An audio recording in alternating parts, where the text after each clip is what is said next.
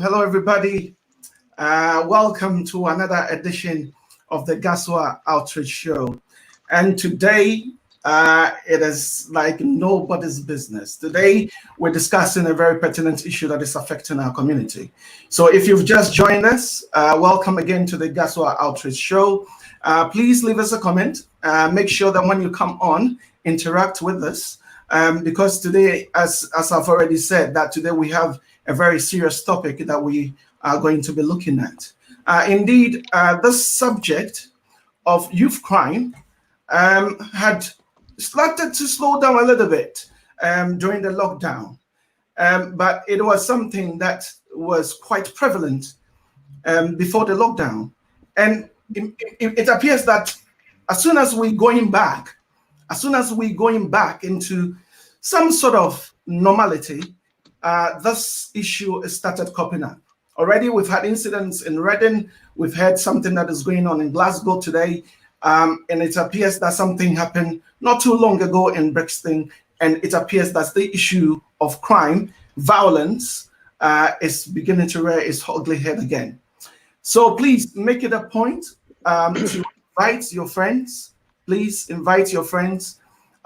Please make sure that you share it wide on all your social media handles, and let people get involved. Yes, please get people involved.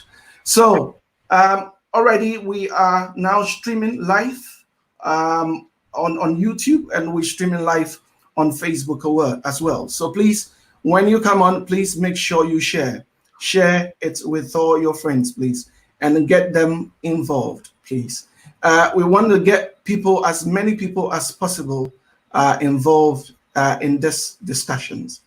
Okay, so without much ado, I'm waiting for my last guest to get on. She's disappeared for a reason. I'll be going to introduce them very, very soon.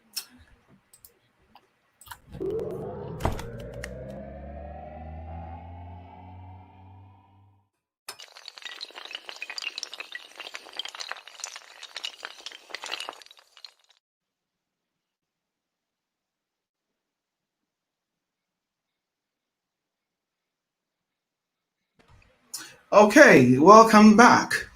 So, as I said, that tonight's topic is quite an important topic, and please make sure you invite, your neighbors, your friends, your colleagues to come and join this discussion, because it is an important one indeed.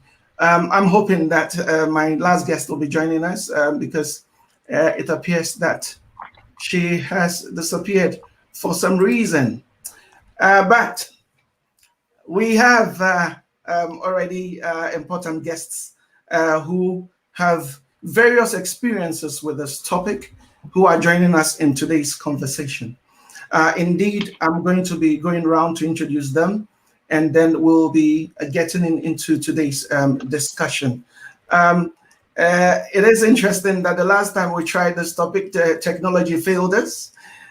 So we had difficulties. We were not able to hear Reverend Thompson. Hello, Rev. Hello. How are you, sir? Hot. Yes, it is incredibly hot, isn't it? It is. It's very humid. Very humid. It's quite humid. Yes. So, Reverend, for the benefit of our listeners, can you please do us a favor by introducing yourself? Okay. Well, I'm Reverend Robin Thompson, and I'm from Birmingham. Wasn't always a reverend.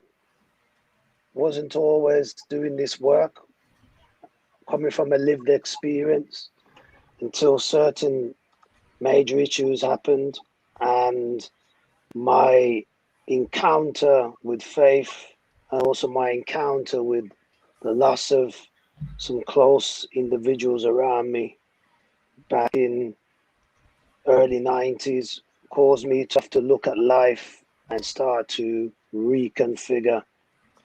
Out of that has come what is now known Bringing Hope, and we're a charity that's been around for the last 15 years, working in this field over 20 odd years, 25 years. And really just our work is on multi-layers in regards to addressing this issue of, when we say youth violence, it's violence, whether it's an adult, it's a young person, and it's something that impacts not just the individuals that we lose, but also the individuals that we would call perpetrators. Families, homes, communities are devastated. And we're talking now, in my own personal view, of 30, 40 years of this road to this epidemic that is impacting us over here in the UK. So, people can go on the website, find out a bit more. I'm just here to talk with the other guests and see what we can do in regards to it's time for action and solution from wherever we are in the UK. It affects us in our communities. Yes, yes. Thank you very much for the wonderful things that you're doing in the community. I think that we're having a little bit of technical issues today because it appears that we have only one person watching at the minute. And usually by now, we would have a lot of people tuning in. So I don't know exactly what is going on, whether technology is playing its ugly head again. I don't know. Okay, so I would ask my guest if you are able to hear me, Claire, to go out and come back in because you disappeared from our screens. Okay, all right. So we have Dr. Mark Prince. Hello, sir. Yes, my brother. And you are also doing some wonderful things in the community. Would you want to please share with us some of the things that you are doing? Yeah, it'd be a pleasure. Backgrounds probably a little similar to my brother that just spoke.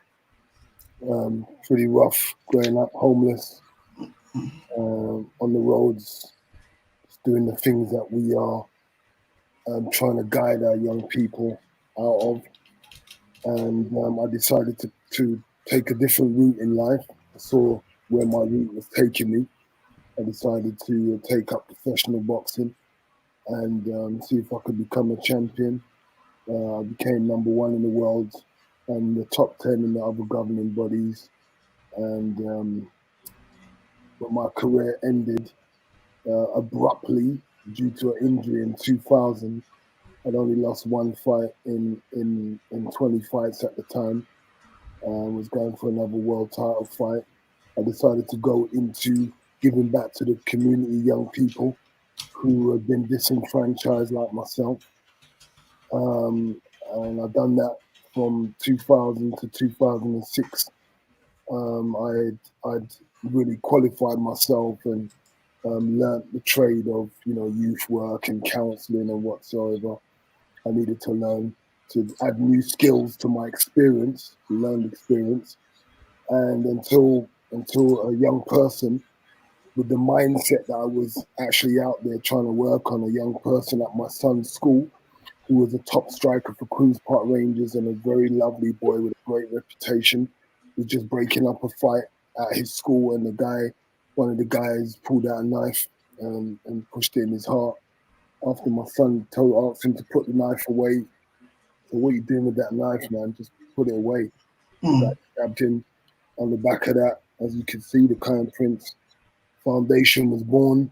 I'm going through a lot of trials and tests of my faith and me as an individual. I decided to make the right choice and create a legacy born out of my son's focus, hard work, and to begin to help young people package programs and do motivational speaking to help young people to see that they too can be successful despite their environment, their background, culture, religion. It just doesn't matter. There's nothing that can stop you when you have the right mindset. So we're just teaching young people that it's about your mindset that controls your destiny. Wonderful, wonderful. In terms of the experience that you're sharing right now, we are going to be showing a bit of a clip about your experience, and then we will come back into a bit more discussion. But already, before we introduce Claire, I can see that for some reason it has now started to connect. I've seen that people have started to join. We want to welcome our viewers. Thank you, Barbara. Barbara says hi. Thank you very much. And Barbara is one of our outreach members. She's been on our show before, to talk about some important topics. So thank you very much, Barbara. And then we have, our media lead and also in charge of welfare, Mr. Dumenya, is also watching, and he is saying thumbs up, and he says hi to us. Thank you very much for that. Can I, at this stage, bring on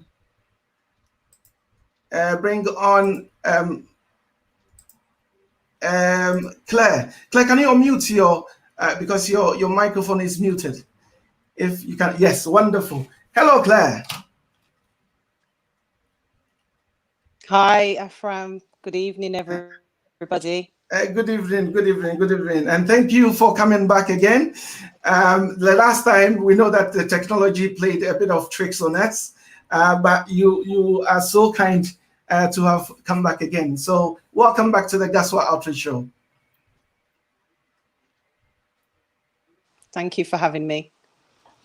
All right, so please, for the benefit of our listeners who and our viewers who did not have an opportunity to hear you the first time you came around, can you please tell us something briefly about yourself and how this topic is quite important to you? Yeah, well, as you can see, my name's Claire Graham. I'm currently working as a head of service for contextual safeguarding, which is looking primarily at children who are criminally exploited and sexually exploited and who go missing, because missing is a key indicator of both of those things. Working really primarily with teenagers, but looking at early intervention around 8 and 9 and 10-year-olds right up to the age of 25 eventually is where we want to continue to work with children and youth. Very passionate about young people in general. From a personal experience, at a very young age, I became involved in gangs and used to go missing and ended up in care. So kind of can relate to children and young people and some of the experiences and the drivers really that are contributing to the violence, the prevalence of youth violence in society today, and also the adverse childhood experiences that children are exposed to within the home that are also drivers to exploitation of children. So really happy to be here to have a discussion really around those issues, awareness, encouraging, motivating, empowering parents to also work with us as safeguarding partners. I'm a qualified social worker, worked for 18 years in social work, and primarily my background is around child protection and also working with adults. So really happy to be here and hope that you guys gain something positive out of the discussion and learn something. Thank you. Wonderful, and thank you very much for that wonderful introduction, Claire. Yes, it's beginning that today we are a bit slow, and I don't know whether it's technology that is going on or but people are beginning to join in slowly. I want to welcome Mr. Martin Ago for joining in. Thank you very much. We want to welcome Trudy. Trudy always, without fail, since we started, airing our discussions, Trudy is always here. And again, she's in there and she's saying Akwaba. And Akwaba in our language means welcome. Welcome.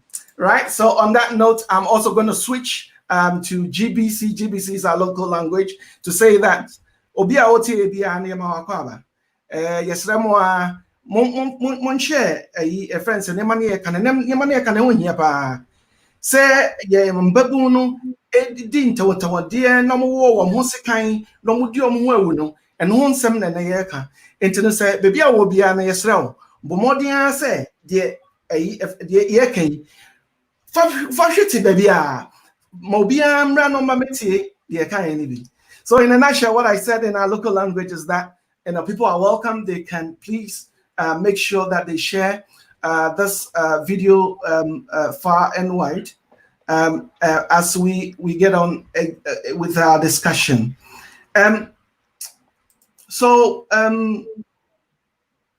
Claire just talked about the fact that she herself went through this experience. But before we get into our discussion, I want viewers to see this experience that happened to Dr. Prince's son. Please watch carefully, and then we will get back into our conversation.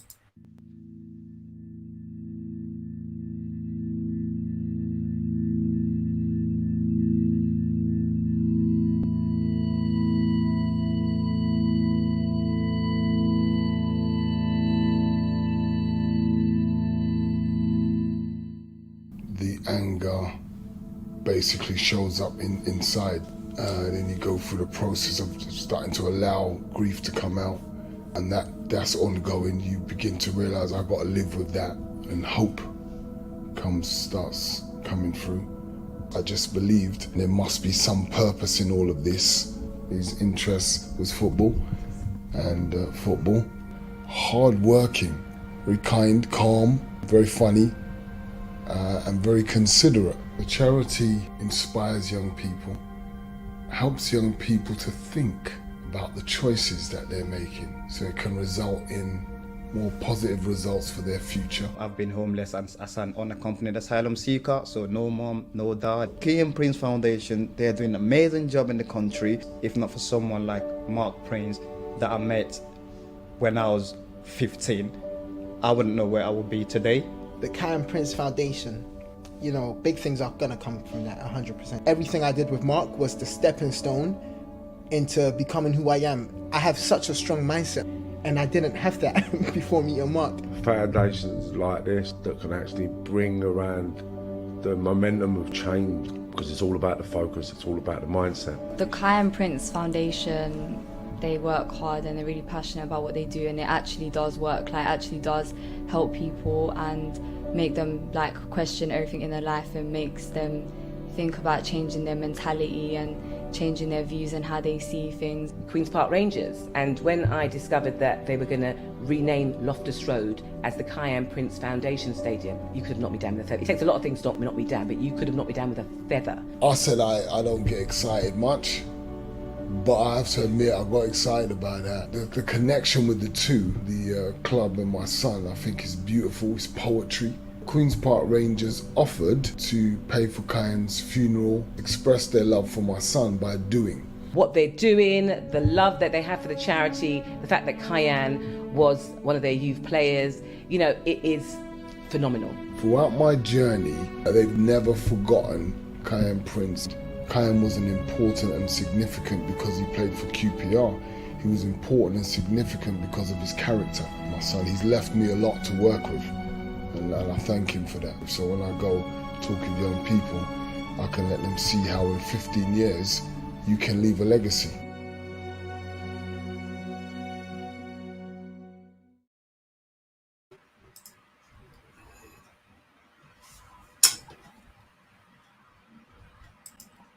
Thank you very much for sharing your experience with us, Dr. Prince. Obviously, this is a very difficult subject.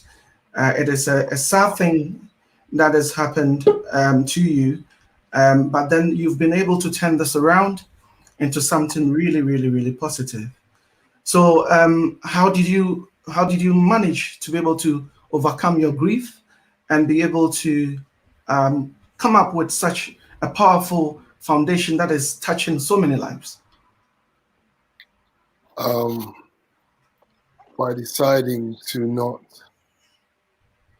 paint over the cracks, by deciding to not paper over the cracks, by deciding to face my fears, by deciding to put away my ego, by deciding to step up and do the things that I taught my son to do. And despite the fact that the experience was the very test of what I taught him to do, I couldn't fail being in that test because I would fail him. So the only way that I could honor my son was to step up and do what I didn't think I had the strength to do. But once you believe it, you have to just put one foot in front of the other and keep going each day. My faith played a big part, believing it, because that was in question too. Because it's good to talk about faith and to label yourself a Christian, but how far are you going to go? How far are you willing to go and keep believing in God when you're in a kind of pain that you didn't even know existed? The kind of pain that when you thought about it was a complete nightmare, but now you're actually living it.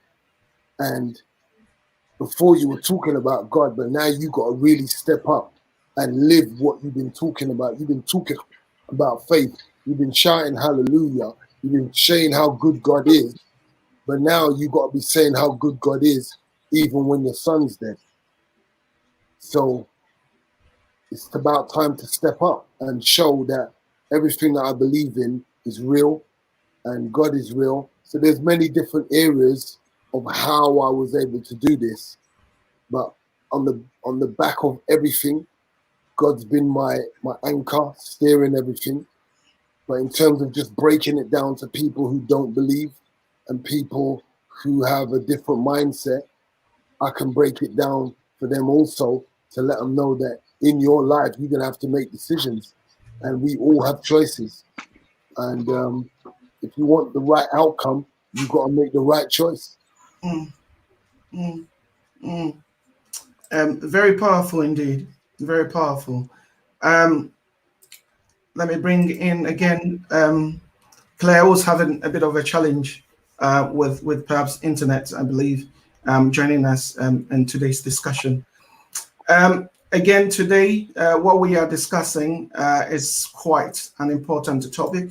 We're looking at the impact of youth crime on our communities.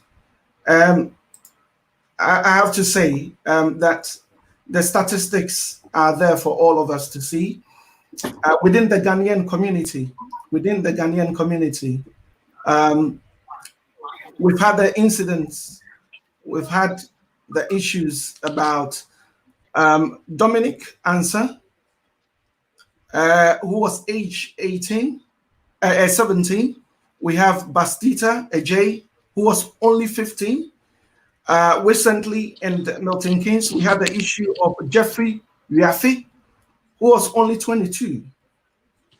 So I want to bring Reverend into today's discussion as we talk about this topic. So, Reverend, from your experience, why is this so much of an issue? Why is our young people being impacted about this issue of youth crime so much? There's not one answer to that, my brother. You have to listen to Brother Mark, where I remember his son passing and his journey. And we all have similar experiences that, as Mark says, and I echo it, you have to know what decisions you're going to make at critical times of crisis. Violence has been here before we landed in this country, and violence will be here when we leave this country or this earth. The issue for me in our youth is how we can start to influence and change their mindsets and their attitude towards one another, how we see each other, how we look at each other, how we love each other, how we respect each other. And violence is deemed the go-to to resolve minor stuff that can lead to a change in their lives forever. So someone who, when I didn't even finish school, so the streets was my world. The streets was, as Mark said, we got into stuff and we had to do what we had to do to survive. And when you talk to young people today, from whatever community, from whatever African diaspora, Caribbean, it's the same issues that we now see affecting us, where there are structural things and institutional things that affects, that breeds poverty, deprivation.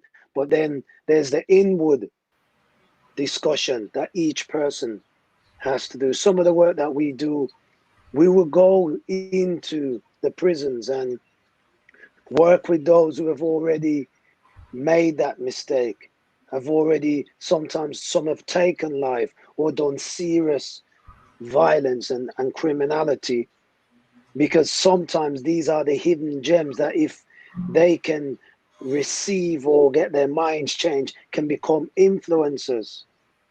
So whatever spectrum we're dealing with, whatever part of the corundum we are, violence is now the norm. Violence is actually, a man disrespect you, deal with it, blood, and deal with it on that level, on that ferocity. And where there may have been 0 to 5, it's 0 to 100 in 0.1. So there's an issue within us that our young people, and we could get into different parts of the debate, social media, peer influence. There are a number of factors that seems to promote and lead them to violence, but it's not just young people. I know grown men who I call baby man. It's a term I use sometimes to try and break down to the youth that sometimes we who are now supposed to be the elders and showing different ways are still dealing with the issue of how we respond when we're disrespected. So there's a deep rootedness which Mark in his foundation for his son seeks to tackle, I seek to tackle, Claire in her role tackles, to try and get to the root, to start to get people to think and start to analyze, is that the best way to deal with this matter? And if it is, understand the consequences. Because I've seen grown individuals spotlight over the news, they've done this, they've done that. You see when that cell door shuts? You see when that key shakes and the officer comes? That's when the real reality of this is going to be my life. Or as a minister, you have to look at a mom. Someone would have come up to Mark and says, my brother, how do you want to do your son's funeral? That what Mark says is real. And having to look at a mom or a dad and say, how do you want to celebrate the life of your son? These things are real, and it's been going on now for the last 40, nearly 50 years. There's a cycle, and some of us get the opportunity to understand the cycle, and then we can start to see how we're going to break this cycle to try and rescue as many out at whatever stage of the cycle that is. So violence isn't the way, but it's the norm. And how do we tackle the norm in here and in a person's heart intention? Powerful words. Powerful words. I can see that Claire is in the background, but her screen appears to be dark for whatever reason. I don't know what is going on there. So I don't know whether you can unmute yourself, Claire, and see whether you could. It is absolute dark here. So I would say that please try and get back in. Try and get back in if you can. Try and get back in. All right. So can I bring you in, Dr. Prince? Yeah, of course. There are some. Just want to say respect to Reverend Robin, man. Yeah. Enough respect, bro. We need more brothers out there like Reverend Robin, man, for real. Just real guys that really care and that are really out there working with the right intentions, the right agenda.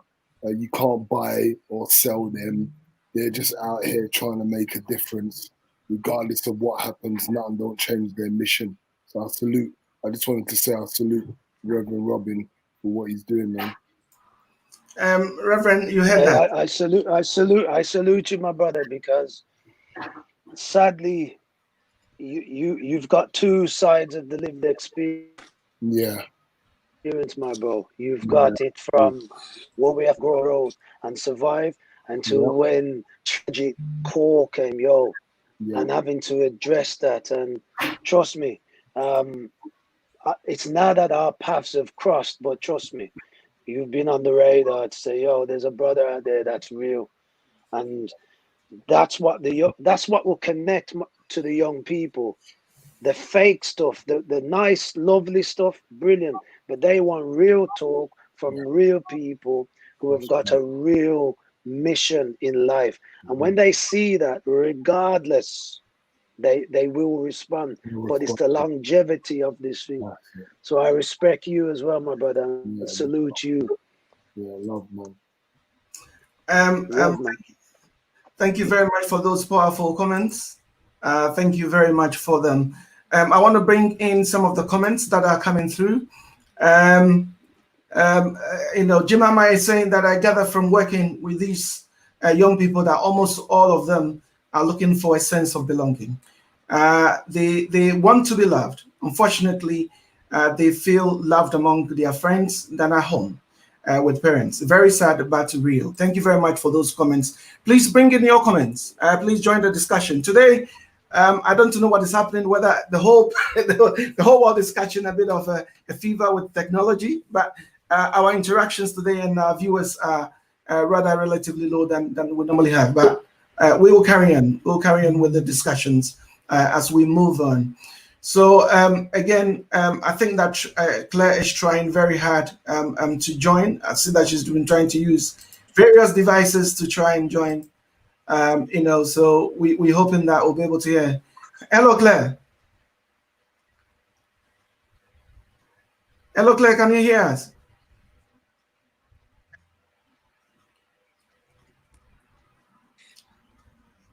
Hello, can you hear us?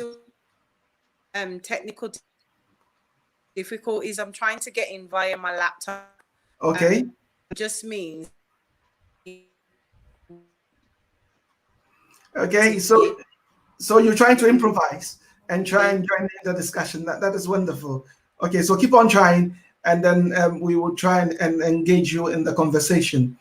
So, Dr. Prince, I wanted to ask you that question because there is this narrative that is going on around that this issue of youth crime is a social construction.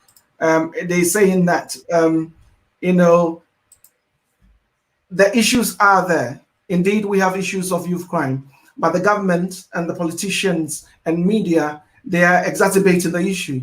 One of the examples that they've given is that since 1998, they've lowered the issue of youth crime to about age 10. These are babies, practically babies, who then are part of the equation and makes the issue bigger than it actually is. That is one of the things. And as a response, perhaps maybe the government now have excuses to perhaps maybe build more youth offending institutes use a bit more police on the ground. I mean, now we are all talking about police brutality, and that increases the narrative. From your perspective and from your experience, what would you say in terms of whether they have a point, or whether we have to just ignore what they are saying and focus on the real issues? Well, if you want to discuss whether they have a point or not, there is some credence to what they're saying. We know we're dealing with a system that is institutionally racist. We know that there is an agenda when it comes to young black boys. These are facts. This isn't my opinion. We can see from whatever's going on, from whether it's in America, in England, whatever. This country was born out of, built a racist institution, slave labor. So we understand this is not up for discussion. So as a result of that, it's quite obvious that the system's still going to have that mindset and still be trying to sell those same stereotypes that black people are violent.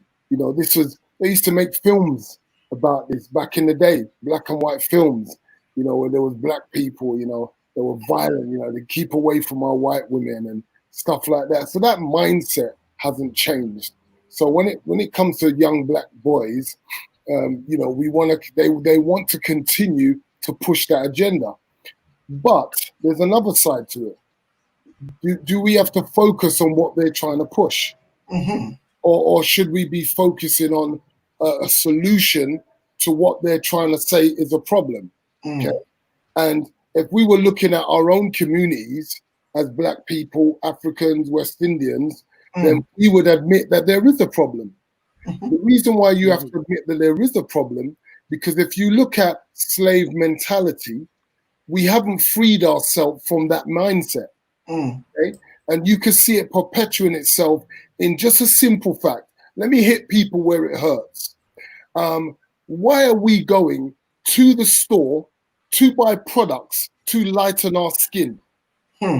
Okay, so let's get real about this. Let's go to places where it really hurts. Yeah, let's hit it home. So our kids see that we don't even love our own color, and we expect them to love themselves and to love themselves as black people and believe in themselves. We're sending out a message to say that we ain't even loving our own color. We ain't even owning who we are and our heritage. So let's try and lighten ourselves and roll with that belief system that lighter is better. So we as a society of people have our own issues to deal with, and we need to be tackling that for it to have an impact on other areas of our slave mentality with our young people who still have that mindset, instead of us breaking that, letting them see that black people have their own economy, their own way of thinking and doing things, that we are great and we can do great things. And look, here's what the Europeans think of you, but we break that narrative every day of the week. So instead of doing that, we play into that narrative, and we are violent, and we do chase after possessions and things to show that we are rich, to try and prove that we've got something. It's the same slave mentality from before. The Uncle Toms had it. They wanted to feel better than the other, the guy that worked in the field. He was allowed in the house. He was allowed to have things that they wasn't allowed to have. So this is deep stuff. So let's not focus on what they're doing. Let's focus on what we're doing. Because when we focus on what they're doing, how do we start making change? The problem always starts from within house. It's not outside of us. The problem's not the Europeans. The problem's not the system. The problem is us. And until we start taking responsibility, there ain't going to be no change. So we can discuss, what credence does this have? This trumped up charges on statistics and all of that stuff. And okay, great. Let's have that discussion. Then we become like them. We've just sitting down discussing like politicians, but we're not really tackling the issue. We're doing what I said, trying to paint over the cracks with some paint. Thank you very much. I want to bring Reverend Thompson into the conversation. And jumping on from where Dr. Prince is coming from, I mean, we know that we are following the murder of our brother in America, that we are all calling evil by its name, and we are absolutely identifying the issues that are affecting us.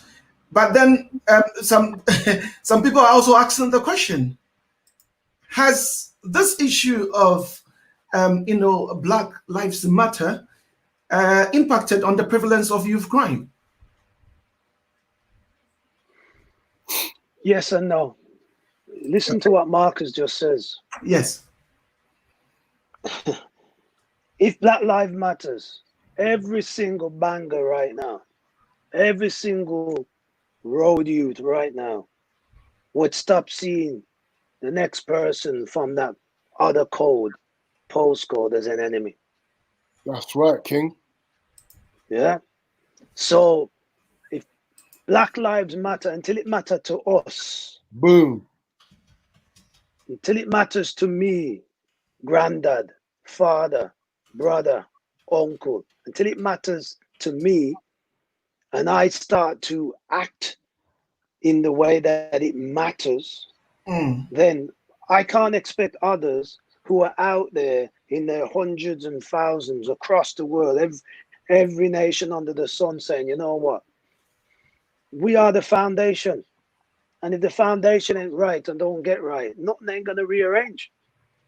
So until it matters to us so deeply that it penetrates the heart that has been brutalized and hurt and is out for revenge, until it matters to them, then don't be standing up there with a fist in the air, because there are others who are looking at this thing and thinking, yo, okay, if it doesn't matter to them, why should it matter to us?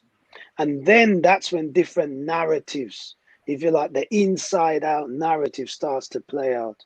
So for me, of course it's impacted, because we've saw a minute few at times, as soon as the encounter with the police, some of that, a lot of people don't know this, right?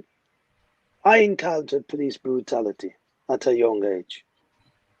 Yeah. And when you spat up, when their knee was in my neck, when their foot was in my throat, when their boot went into my liver, my gut, and broke my ribs and everything else that they did, I had to make choices.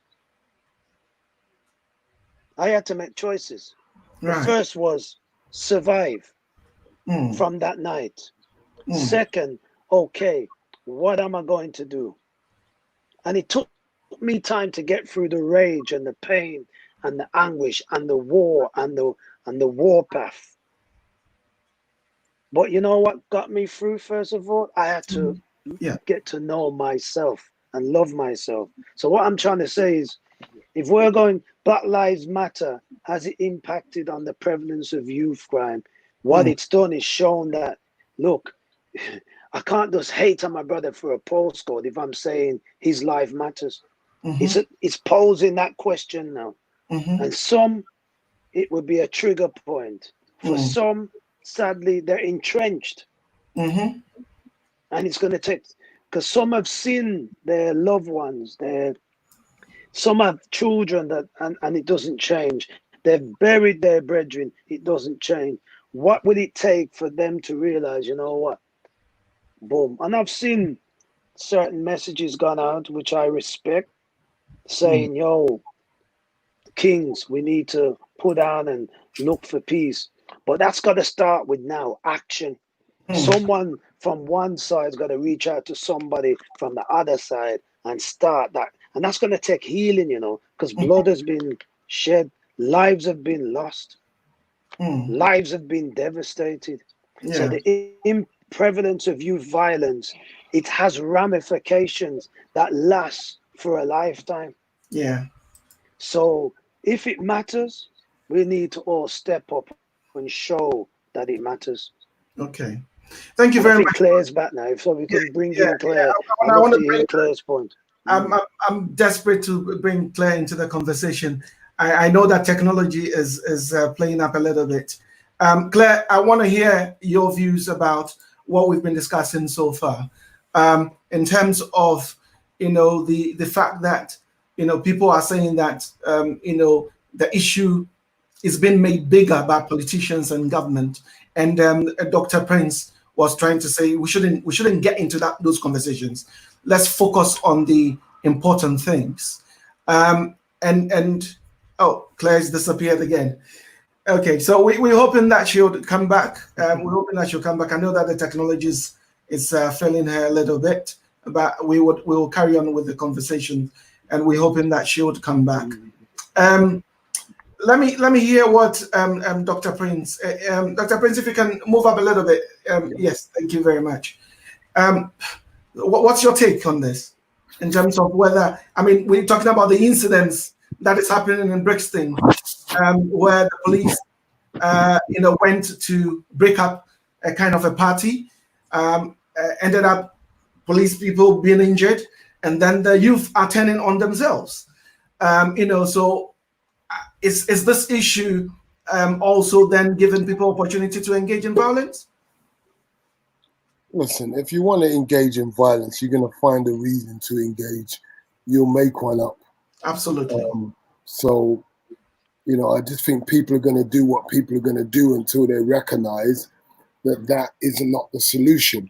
If people can find out and educate themselves and understand that this is the route forward, this way has been done how many times over, and it doesn't get the results. So why don't we try something new? Yeah. How about coming together as a people instead of having a party on the street? Like seriously, we can have parties anytime.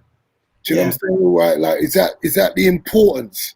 I think the important thing is, if we want to come together, let's talk some sense together. Yeah. Let's not waste time drinking alcohol, bunning weed, and listening to music and jumping up and down. That's part of the problem. Yeah. The solution is to come together as people and have one mindset. Yes. And that is educating ourselves, understanding how we need to be a part of the people at the table making decisions. Unless you're at the table, nothing happens. Yes. You can riot all you like. You can beat up how many police you like. You are not going to change a thing. Or for making the problem worse and playing into their narrative and their stereotype. How about doing something that shows that we have unity, we have knowledge and intelligence, and we have entrepreneurial skills, and we can create our own economy, and we would demand the right to be at the table in sports, in business, in creative, in all the industries, going straight across every platform. There should be a representative of the Black community. Yes. Because we are just as much a part of creating these big brands and spend how many millions and billions. And if we had enough sense and said, we're not going to spend with you anymore, we're going to start spending with us and create, and then we start having some power. The Jews and all these other cultures and nations have got power now because they can sit at the table, because they've got some economic backbone. They've ensured, and we've complied and played alongside them, that we're always going to be on the outside. And they can always set us up, put a knee in a black man, kill him, have it on video, don't give a damn, he'll get off, they're going to riot. I guarantee you. They're never going to come together. We can keep on propelling the same thing, and it don't matter how many white people get involved and support them, it ain't changing nothing. What changes things is being on the table where people make decisions, mate.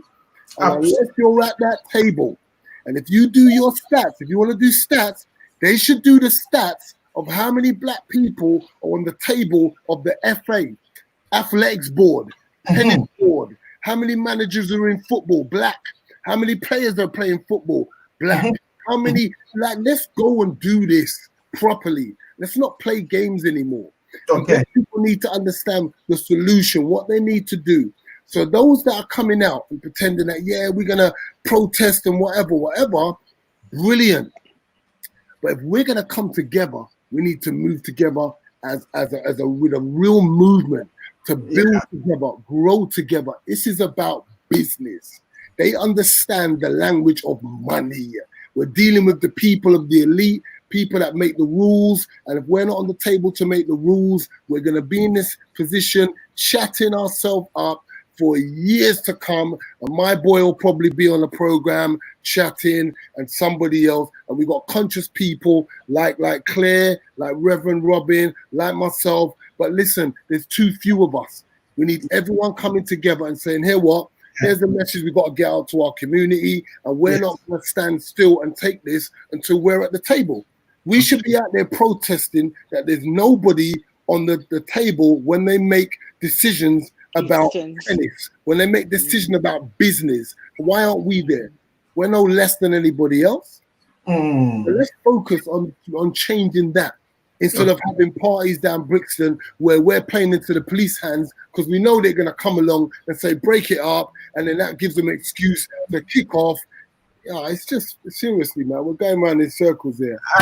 I get you. And I completely agree with where you're coming from. We've been desperate to bring Claire into the conversation. And please share your views about what's been said so far before we move on to the next bit, which I believe will fall particular into your forte. I just agree totally. And I think that when we look at organisations such as the education system and the social system and the social services system, the higher you climb up, the less you see Black people represented. If we look at Birmingham as a diverse community, and the higher you climb up that ladder, and you see at the exec level and higher and up into the politicians, into parliament, all we're seeing is people that do not represent our community. So how do we actually make any difference for our community if we've got no one representing our community? There's lots of barriers and challenges, and we need to start looking at ways to overcome that.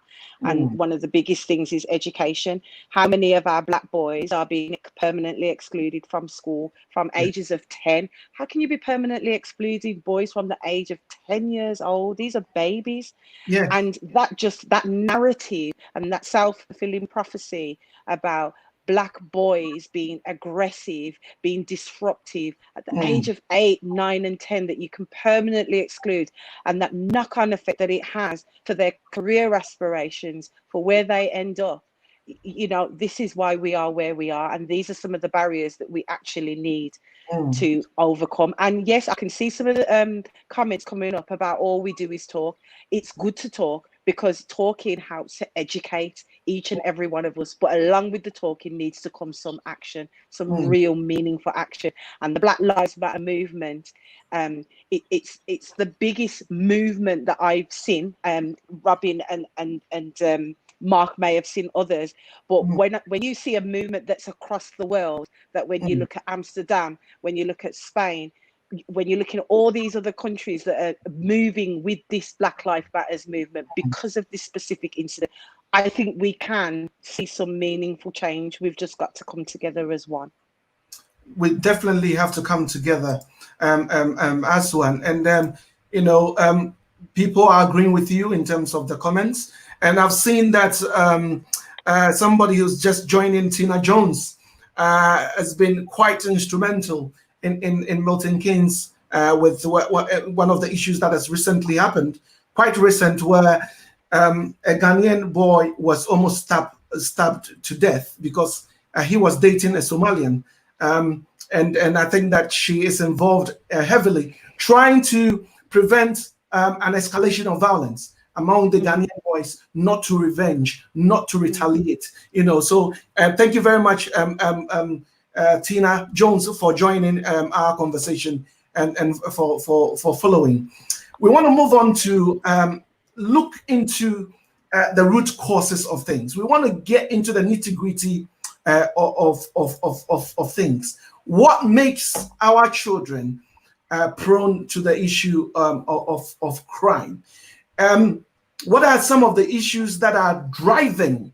I mean, sociologists will say, what are the centrifugal factors and what are the centripetal factors? What is attracting our young people into this area of crime, and what is pushing them into this narrative, into this situation? So I'm going to start with Reverend, and then I'll work my way through in terms of what you think are the root causes of why, and especially, Reverend, in terms of the work you do with the Youth for Offending Services.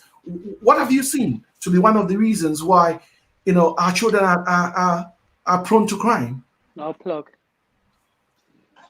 My brother, if you want to go straight to it, let's go straight. What's happening in our homes? Mm-hmm. What's happening in and around the environment that we're growing in? Mm. What is it that we're making our youth watch, hear, see, taste, smell? We know that the most informative years of a child growing up is 0 to 7.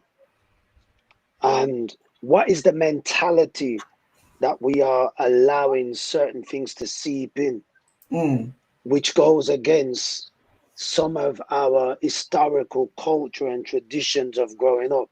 I'm first generation Windrush, so there were certain things that I could not bring around my mother yard straight. But the barrier seems to be lowering the moral, the ethical, the value base. So when certain other things start to creep in, that can lead to, as people say, prone to crime. Crime is, if I got a hungry belly, I gotta go and eat. Hierarchy of human need. What does it say? The first is shelter. Yeah. Yes. Protection, a sense of belonging. So if these things are not stabilizing a home in an environment, and it's not about single parent. I come from a single parent. It's not about that. It's not about whether there's a mom or a dad. These things help or don't help, impact and don't impact. But the value base of what we're allowing our kids to see, social media, www. There are different things. We can say, well, what about their friendship group? Well, the friend, let me throw something in so we get this thing real and proper, yeah? A lot of our youth that are now on the road come from our churches. If you look at who and where they come from, they will have a church root there, whether it's mom, dad, grandma, granddad. So something has gone wrong, and what has come in to disrupt what we see, because a youth only go by what they see. Yeah. So you got to understand them. We got to, because what we see, we do a program called Damascus Road, and that starts to challenge our men and our boys and our men around looking at who are you? Who are you in public? Who are you in private? And who are you shared from your public life and your private life? You're seeing Reverend today. You don't know if I'm on the road shouting. Your audience don't know that. What am I like behind the scene? Is it what they're seeing now? So this thing here is about looking at a 360 degree and understand, who are you really? What are your values? What do you stand for? What will you permit? A lot of parents now come and say, I can't control my youth. He's standing up in front of my face. We need some uncle. We need some, you think I could do that then and now? So we've let certain things come in of values and principles which go against our cultural heritage, and then we suddenly wonder why now we're in the melting pot. We do everything extreme. When we dress good, we dress extreme. We look pretty, we look nice. But we broke, We broke. We can't look good. So all I'm saying is, we do everything to the extreme. If we drink, it's extreme. If we party, to the extreme. If it's violence, it's to the extreme. But when you go into the root of it, there's something deep, and it's what we have allowed to come into our home. Pause there. Thank you very much. Thank you very much. Let me bring Dr. Prince into what he thinks, as in addition to everything that's been said so eloquently by Reverend Thompson as to be the reasons why, from your perspective, our youth are being drawn into crime? Well, firstly, Rev nailed it quite early on during the Yes. conversation when he says it's not a one answer question. Yes. There's so many areas. Mm. He just covered some, but there's so many areas, and they're all irrelevant to this dispute that we're having, this conversation that we're having. So Yeah. I'll just go into another area. Hurting people hurt people. Okay. Yep. Okay. Hurting people hurt people. The more hurting young people you have, is the more people that they're gonna hurt out there. Mm. That's right. That's So right. it's very important. I think my favorite book talks about not bringing up your child and bringing them up to be angry. Okay. And a lot of children come out of home angry. Hmm. They're angry about loads of stuff. Yeah. Mum's got this and that guy coming in and out. Nobody took their time to look after him. Dad never come and visit. I could go on and on. Yeah. You know, he just feels, or she just feels, not loved, cared for, put first, and heard. Mm. Um, Invisible. and my man talked about home, because my favorite book again says bring up a child in the way that they'll go, and they'll always come back to that, even if they stare off. And probably me and Rev are a testament to that. I don't know about how clear the ground is, but I know that it's probably similar, being involved in gangs and whatnot. But look what she's doing now. So it's right. We were brought up right. You know, my man might have had a single parent and that, but his mum brought him up right.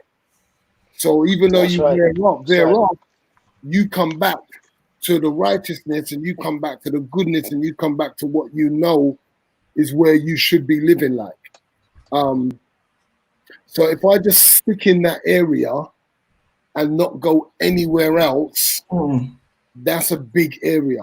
Let's focus on allowing our children to grow up knowing that they're loved, knowing that you're not putting you and how you've been brought up on them, knowing that you're open to give them a platform to hear what they have to say, to be able to break down where they might be going wrong and where they can understand where you're coming from. Because a lot of us don't have these discussions in West Indian families, in African families. You ask African youth or West Indian youth, how much times your parents give you a platform to sit down, really express yourself, and you don't feel fear of what you're going to tell them and express to them is going to just cause hell up in the yard, and everything's just going to go pear-shaped for you. Probably get many of them saying, no way can I say that. No way can I do that. But those are the people that you're supposed to be able to come to with your problems. Yeah. The stuff that my boys come to me with, I'm sometimes like, oh, cool, nice, man. Glad you share that with me. You know, share stuff. But we have to open that platform for them to feel free to share stuff. You know, sometimes there's language barriers and stuff like that. So it can be difficult, but love transcends all languages. Okay. You know, and you can always be able to get your young person to feel that when I'm teaching you things, how to clean, cook, take care of a home, be respectful, I'm preparing you for the outside world. I'm preparing you to be successful. Do you want success? Do you want to be great? Because I believe in you. You know, whatever you decide to do in life, I'm going to be there and support you and help you go in the right direction. But we got to allow our young people to make their mistakes too. So a lot of us want to control our kids and say, you got to do this, you got to do that. And that makes you hurt. So when I say hurting people, don't Yeah. just look at it as physical licks. Because we love to talk about licks, everything you have to get licks for. But we have to understand there's other ways we hurt our kids by impressing upon them how our standards of success is, and they need to meet that standard or they are failure and they've let us down, the whole family, etc., etc. That creates more hurt within your child. Absolutely. And then you find yourself wondering, why are they like this? Why? Because sometimes they feel like no matter how much they try, it just ain't good enough for them. enough. And they end up feeling hurt. Then you find them with their man them on road, or you find them with their girls, and the girls try and look for some fatherly love in a relationship with a guy, because they don't feel like that daddy and daughter relationship, they're not getting what they should do from daddy. Daddy looks at her as a princess, and you know, he loves her dearly and he listens to her, and she can come to him with any thoughts or what she thinks about any boys, and he can discuss with her. So all these things create a lot of hurt in kids, and it goes above our heads as parents. So I just stick to one area and just highlighted a few things that I think we as individuals, parents, people that run the home need to be able to understand. That's why it's very important that we have more people of black people in our culture on the decision-making tables. Yes. We know how to deal. We know the problems that our young people are facing. If you've got a European guy at the head of the table and he is going to a social services and he goes into a home, all he wants to do is take that person out of the home. They say to you, I've seen the videos, you know, these people came in the home, no, we've got to take him, boom, boom, the youth's crying in a corner, don't want to leave, loads of stuff going on. But we need black people heading in leadership so we can make decisions for black families also. And it's just not one culture making decisions for every culture. You have to be represented in the right way. Thank you. Thank you. I want to bring Claire into the conversation, but I also want to acknowledge those who've just joined us and watching live. Rita Kessie, thank you very much for joining. Iris Yamoa, thank you very much for joining.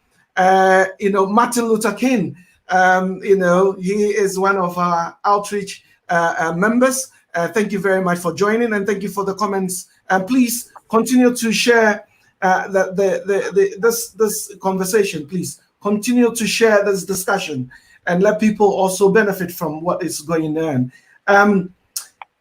Just to sum up again in my local language before I come to Claire, Jomo Kane say, "Nkrofo omo ewo ya omo no, omo nso epra nkrofo. Nkrofo omo epra no, epra nkrofo. Omo ya omo no, mbema nkrofo akoya omo. Enti no se ya nya botra ma ya ma. Na se ya ntete omo yie na de bia no eya omo a, jombe ya ne se omo de eya o ena ebekwa bontin." Claire, from your experience, I mean, and I will say thank you for sharing your personal experience that you actually got into crime as a young person, and you came out of it. So, from your perspective, what led you into it, and what caused all this? So, I think the lesson for parents out there is that children don't listen to what you say; they watch what you do. And if you're in a home whereby there is domestic abuse, there's mental health, there's poverty lined with that, there's neglect issues, you don't feel wanted. I saw a comment that came up on the screen talking about belongingness. And if you don't feel belongingness within your own home, and you go out of your home and you can find belongingness within a group of people or children that are similar to you in similar circumstances, that you share the same goal, vision, whatever you want to call it, you're all aiming for the same thing, that becomes your family. So that gang was my family. That was my blood. That was more blood to me than my own family. And you will do anything for your family once you're with that family, and it's whatever it takes. Because to show loyalty to the people that are giving you a sense of belonging, you will do what needs to be done to be part of that family, to prove your loyalty to that family. So for me, when we look at what theorists say about children, and when you're born, there's the discussion around nature and nurture. So as babies aren't born violent. Babies aren't born with aggression and what have you. Babies are born, what theorists would say, as a blank slate, a life writes upon them. And what is written upon them is what they see, what they hear, what they feel. And I think Mark really made a good point. And what he was describing was trauma, when he was saying that hurt people hurt. And that is so true, because when you're hurt and you're traumatized and you've been through trauma and you've seen trauma, the automatic response, fight, flight, is to fight. So violence becomes almost a second nature in you because of what you've been through. It's a behavior. It's a behavioral response to the trauma of what you've been through. And that could be trauma from within your home. In some of my experiences, it was actually seeing people being murdered.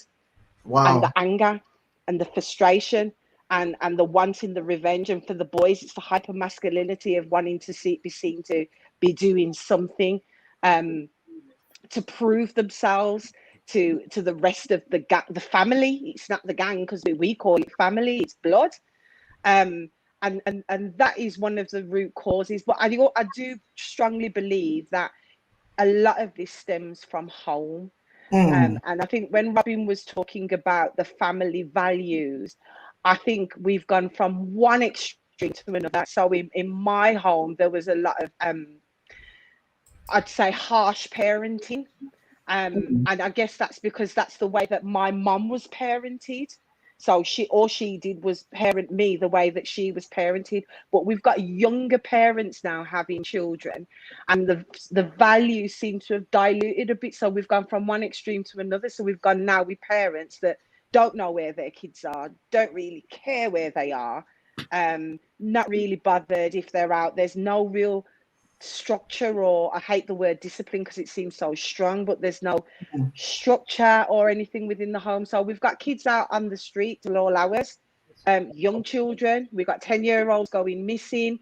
Their parents aren't even reporting them missing. And these are all our little children that are being handed drugs to carry on trains, on coaches, in cars, to be held in houses, in other authorities, in other regions, to sell drugs at the age of 10, right up until the age of 16. You know, these are our soldiers that are going out, and then what the trauma that they're experiencing when they're out there living in neglectful conditions, in crack houses where there's drug addicts, not being fed. You know, we've had children found hiding underneath the bed, dirty, smelly, been missing for 2 weeks. That trauma, that neglect, when it expresses itself, it's going to be aggressive. It's going to be violent. You know, and it's how do we start to pull our children back in, build resilience, contain them, acknowledge the trauma, acknowledge the behavior, and start to really work through them. Black people don't like to talk about mental health. Black people don't like to talk about counselling. You know, we see that as a weakness, some of us, that we have to go for counselling. Our children are traumatized. Our children need counselling. Our children need resilience building, and to see that actually there is hope for them. And just because you've been there doesn't mean that has to be your self-fulfilling prophecy. I talk about my own experiences just so that people can see that you can make it through and you can make change that's positive. Absolutely. I mean, you've spoken, and you've spoken from the heart. You've shared your lived experience as well, and you know, I can say that, you know, the things that you've shared are so true. So let's try and see how we can begin to you know, address and redress the balance of this issue. Can I start with Reverend Thompson, if I may, in terms of how do we begin to address some of these issues? What can we do on an individual level, at a family level, at a society level, at a government level, what can we do to be able to address some of these issues? What are the methods that we know work? You've asked a big question, which has got many answers and solution, because I'm about solution. Yes. I can't take the chit chat. Yeah. From a home perspective, speaking as a parent and a grandparent now, talk to your picnic. Let me take it to this. So sit down and talk to them. Talk to your children. Yep. Sit down and let them express wherever they are. Don't judge it. Don't plead the blood of Jesus. Don't go into tongues. Don't call pastor. Sometimes pastor don't have a clue. But just listen. Listen. Even if you don't have the answer, mama, papa, listen. Because it's better off. They see that there's a door open that they can go to and won't just, sit down and hear me, I said, boy. Just listen. That's hard to do. Yeah. Okay? Society level. My brother Prince is what he says, man. Dr. Prince. We need to be at the tables. But at the moment, if I keep it real, everybody wants to be the chief, but you haven't done the chief training to be at the table, to forget about yourself.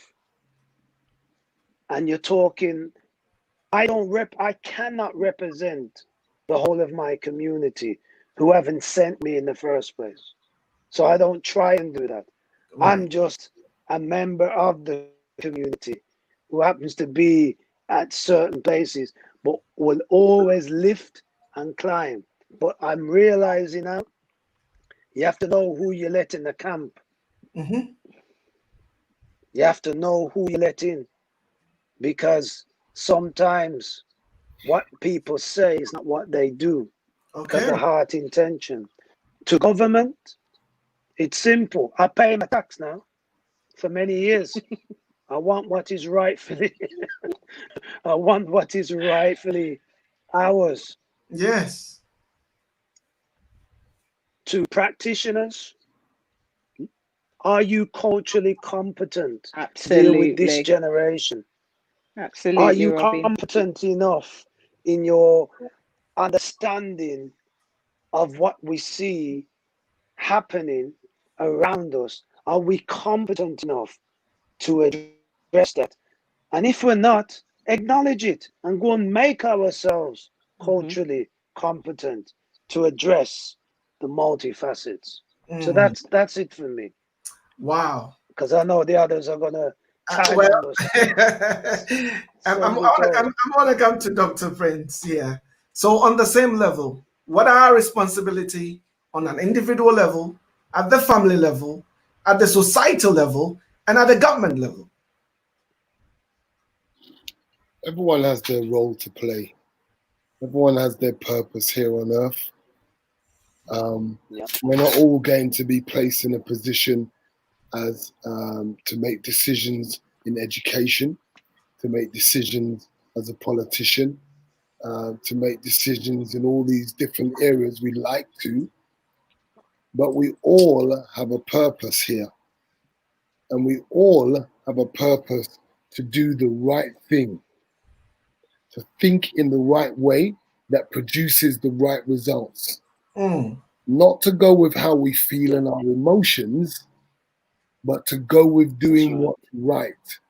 So if we have that mindset, what I'm really trying to say is we need to think about being the change that we want to see. Right.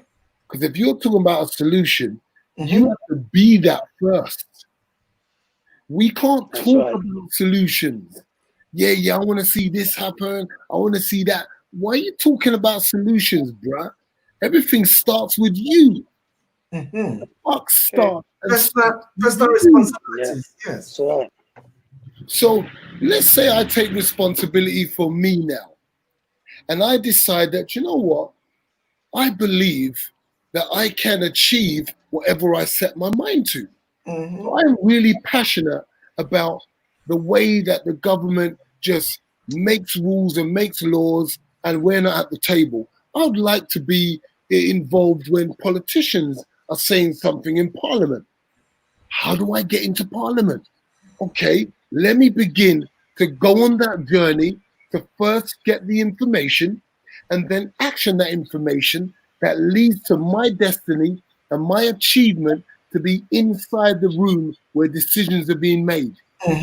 Now I'm taking full responsibility and I'm leading by example. Now I have become the solution to the problem. I have now not become the one that is being a part of the problem, who's just talking and speaking about what needs to be done, but I'm not doing anything. This is why we're in this situation, because it's talk, talk, talk. Everyone's got ideas. Everyone's got solutions. No one is acting. And I'm letting everyone know it starts with you. You are the solution. Whenever you're thinking about solutions, take a walk to your wardrobe, go and look in the mirror. There's normally mirrors attached to wardrobes. Have a look at yourself. If there ain't, find one. Go and look. You are the solution. And the way you do it is by looking and beginning to believe that you have purpose in this whole big planet, on this earth. God made you for a specific reason. And you play a powerful role in the whole of how things work on this planet. You, one person, makes a massive difference and an impact, and that impact continues to impact others long after you're gone. If you step up and take, once again, I'm going to talk about my favorite book that the Most High wrote. He gave us authority. He gave us power. He did not give man power over us. He gave us power. We were created like a seed. It is in us. There is great oak trees in us. So we can believe in that seed that God put in us to do great things and grow into mighty, strong individuals that bring up families well, that can create your own job and business, that can reach the highest echelons of the sports world, that can do anything, create, invent, anything that your mind can conceive, you can achieve. You are the solution. Wonderful. Wonderful. Wonderful. Okay. You are the solution. I am the solution. You are the solution. Okay, Claire. So in the same vein, can I please ask? So what would be your take in terms of individual, societal, and government level in terms of decision making? Well, I want to say amen to Mark. Yes. Totally 100% agree. Amen with everything that Robin has said as well. Yeah. I think individually, and I can only talk for myself, trying to be the best parent that I can be to ensure that my 4 young men that I have in my house right now go out and continue to contribute positively to society and don't get caught up in the stereotype and the self-fulfilling prophecy, the narrative that is being written about our young black men. And I'm working extremely hard, and I would say that parents out there, yes, listen to your children, but act on it as well. When they tell you what they tell you, provide that safe space that they can talk to you, but don't just listen, hear them and do something and act on it. I'd also say to you that be vigilant about your children. This is how you're going to protect your kids and give positive children in society to grow up into well-being, meaningful adults that are emotionally strong, physically strong, determined and positive and can achieve. Search bedrooms, search bags, engage with the schools, work with the schools, talk to the schools. Don't just be going up there and badding up the teacher and talking about this and that. Listen, hear, listen to your child, listen to the teacher, find out. Our education system is a racist system. Yeah, but we have to fight it. And anything that we know that's going on that's negatively discriminated against our black children, we need to fight. But don't go up there all aggressive, shouting. That's what they expect from us. That's what they want. So then you're just reinforcing that stereotype that they already have of us. There are agencies out there, there are services out there that can support you in engaging in meaningful discussion with education professionals, with health professionals who are trying to label your children with all kinds of disorders. There are resources out there that can help parents to engage in meaningful conversation to get your discussions across and your points across in a reasonable way. Don't fall into the stereotype. Do not. Yes. Individually, society, government, you know, I guess the reason why I started out as a domestic cleaner in Birmingham City Council and worked my way up to where I am now and will continue to work to show representation of black women and black people in general at a higher level, going directive level, is where I'm heading. And it's only when we get there that we can really start to make change. But we have to have people that are similar to our background, that understand our experiences, that know our communities, that know what's happening with our children to make those changes. So yes, I'm writing procedures and government practice guidance and things for our practitioners to think about social graces, gender, race, age, ethnicity, identity, appearance, all those things, your religious, your spiritual beliefs, all of that forms the basis of your interaction with our black children.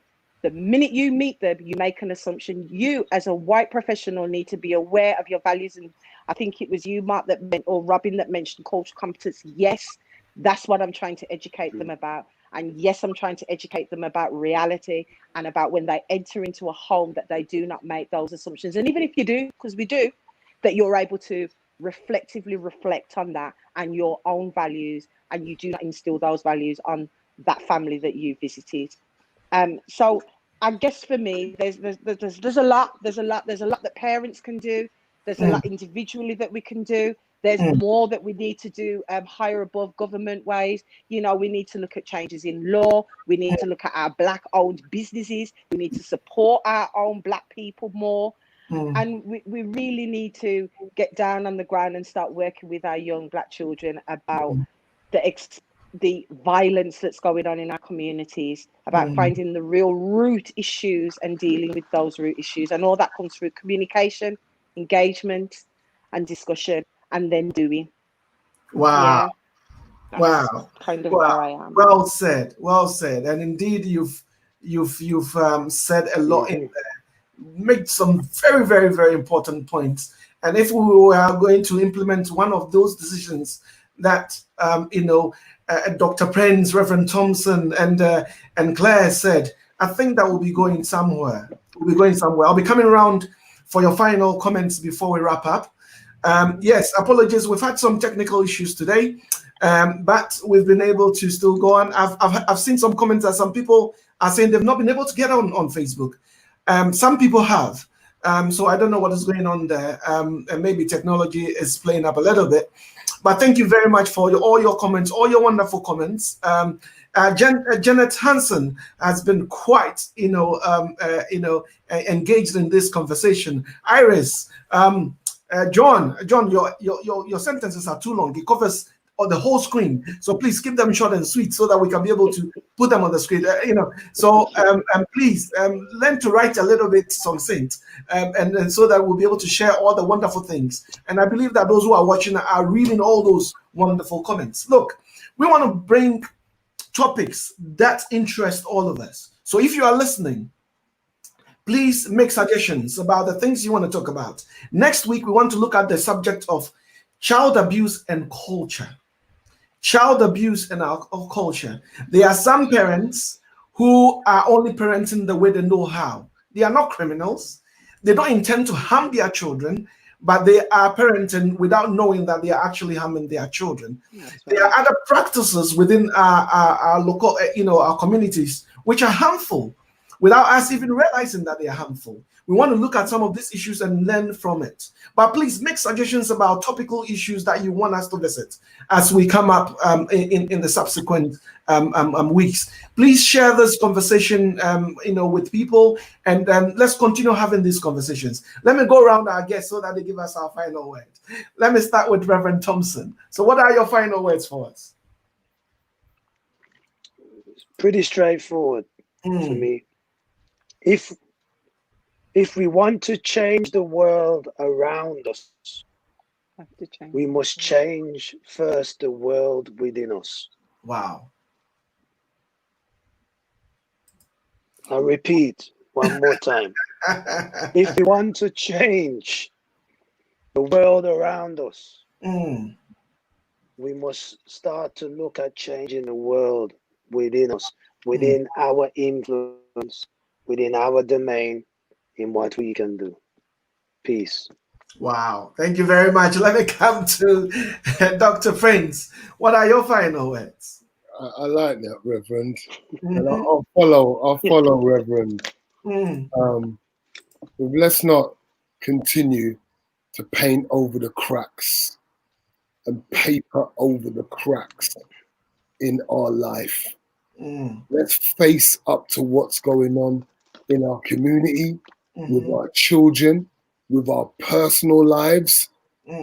Break cycles, face your fears, and tackle the issues that are going on within you first before you can deal with anything else. We're good at talking about other people's problems, what's going on at the neighbor's house, what's going on in the family's lives, other people, but we ain't good at dealing with ours. We like to sort ourselves out, do something to paint over the cracks, put paper over it, but that's not actually dealing with it. It's come back, get worse, just like structural damage on a house, starts with a crack, ends up mashing up your whole household. Wow, powerful words, powerful words, powerful words. Please let me come to Claire for your final comments. So I would just say that sometimes the smallest step in the right direction ends up being the biggest step of your life. Always look for reachable moments for children. Do not lose hope on them. The media is stereotyping them very negative ways. There are children out there that are doing real positive things. Let's home in on some of the positivity and let's not lose hope for our children. There is always hope, and wherever there is hope, there can be change. So let's work with our children and take a small step leads to big steps, leads to positivity, leads to change. Wow, very powerful words. What can I say? I want to thank you so much for making time. And Dr. Prince, what you do in the community and how busy you are. Amazing. And making time to step into this house to share a few words. We say I was privileged. I've been totally privileged to be with Reverend and Claire. I feel blessed to be in their company, and I'm glad that you gave me this opportunity, Kwaku, to speak on your platform. It's been a privilege to be here, and I hope it's had a positive impact and helped somebody listening.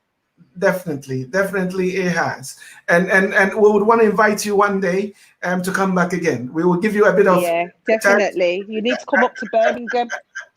I'm up for that. Yes, definitely. And can I come to Reverend Thompson? Reverend Thompson, we tried the first time, technology failed us. We've tried the second time. You've made time to come. Your patience, your words of wisdom. How busy you are in the community. I know you are very busy in the community. You are working really hard, and I can't thank you enough for stepping by to be able to share these words of wisdom. So I want to say that we are eternally grateful. Thank you very much for passing through. Yes. Thank you. I just want to echo Mark's and Claire's point. It's good. Usually you think, choice, this is going to be a waste of time, again, technology, but you know what? It's been fruitful. Mark, I think it's the right time to connect. So we will look at connecting behind the scene. Claire, you know what we got to do. There's very few of us who are genuine out here, so we need to draw that net together. And Afram, my brother, Yes. yo, you good. Thank you. You're good. We like Thank you you. out. Yeah. Thank you. So let's keep connecting and let's keep praying, Yes. keep Yes. believing, and Yep. keep acting. That's all I say. Amen. You Thank you guys very got my much. details. Yes. And You I got would my details, Rev. You got mine, Yeah, Claire. No, I Yeah, haven't man. got them yet, but I'm I'll going to get it. get them. I'll get it. I'll get it off quite cool. our Yes. brother, because he Yes. might know. I'll And then share it. just share it. I will share Yeah, it. share it, and Yes. then we'll look. And then we'll hook up. Yeah, Yeah. definitely. I'll share it. And I'm gonna also thank Claire. We go way back. Yes. We go way back, and we kept encouraging each other in our social work journey. And right now, Claire is surpassed all of us. So you have to bring us along, Claire. And I like your vision and Always. passion. You know, we want to see you. We want to see you run Birmingham. You know, because we think that we need somebody with your caliber and your experience. And we know that you're going to make a massive difference. And we know that people are listening.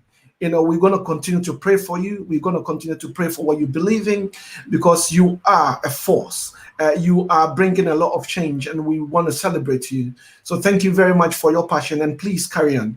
Working thank so you. hard for us. And then please, I'll give you a bit of time to rest, and then in the future we'll call you back again, because most of the topics that we talk about, all of you will be able to speak eloquently Yeah. and passionately about. So thank you very much. And people are growing. There are so many comments here, and they are all saying that you are superb, you are awesome, you are brilliant. So we are very, very grateful. So thank you very much for passing through. But I just wanted to say quickly that we have a team. I'm the face, and we are hoping that my face is going to be replaced, because we are a big team. We have a lot of people who have the gift to be able to host and be able to do things. So you'll be seeing different faces coming through to be able to host some of these programs in the future. But we are a big team, and they've been working really hard in the background. So I want to say thank you to all the outreach people, to all the members of the association, to the executives who've been buying into this vision and supporting this work. We say thank you very much. So on that note, can I say goodbye to our guests? Thank you very much, and goodbye. Yes, and can I say goodbye to Claire? Goodbye. And then can I say goodbye to Reverend? Goodbye. All right, wonderful. So all too soon, we come to the end of another episode of the Gashua Outreach Show. Today, we've been looking at the topic of youth crime. We've been looking at the topic of youth crime. We've looked at various things about it today, and we've learned something from there. So thank you very much for participating. I want to encourage all of you. Thank you, John, for passing through. Thank you very much, Janet, for passing through. Thank you, Iris, for passing through. Thank you, Trudy. What can I say? Thank you very much, Trudy, for passing through. And again, I'm Janet, and all the wonderful comments and the people who've come through to watch and to partake in this program. We are very, very grateful. So, God willing, next week, we are planning to come your way again on the topic child abuse and culture. So please make sure that you join us once again. We are very grateful. Share the message. Please, if you have any topical issues you want us to look at, go on our Facebook page, the Gashua Outreach. Send us a comment and tell us the topics that you want us to look at in the future, because we are here for you. Gashua is action, Gashua is excellence, and Gashua is service to the community. So thank you very much for watching, and God bless you all.